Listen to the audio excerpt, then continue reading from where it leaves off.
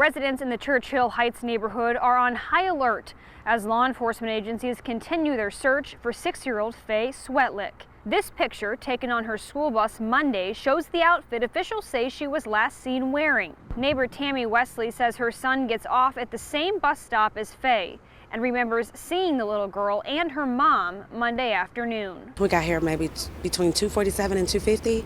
I saw her get off the bus. Her mother was outside, waved her over. She got off the bus normally and went over to her mother. That's why Wesley says she was confused when she received a call from her mother later that afternoon. My mother called me maybe a little after 5 to ask me, did my son see Faye get off the bus with him? And I let her know, yeah, we saw her.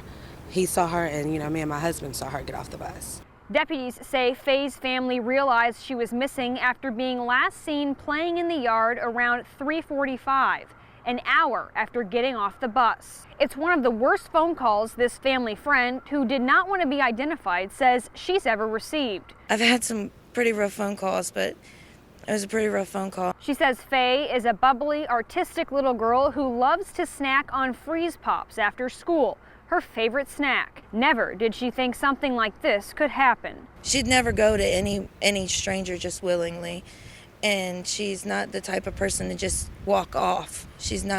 That's not her. And she's always right where she says she's gonna be. She's a sweet little girl.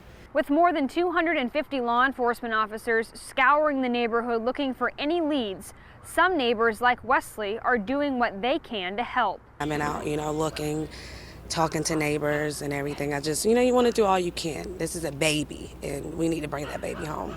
The search has been concentrated within the neighborhood of about 250 homes and a few dozen apartments, with SLED helicopters keeping an eye out from the sky for any potential leads. Neighbors say much of this subdivision is surrounded by thick brush, the thickest of it east of here, leading all the way to Interstate 26. Of course, all of that is part of the area being searched by law enforcement. Now, on Tuesday, we saw FBI agents canvassing the neighborhood, interviewing neighbors, some paying particular attention to the area of the apartment that Faye and her mother share. In particular, we saw them looking underneath the back deck, which is closed off with crime scene tape, as well as looking through empty coolers and plastic containers found in the backyard.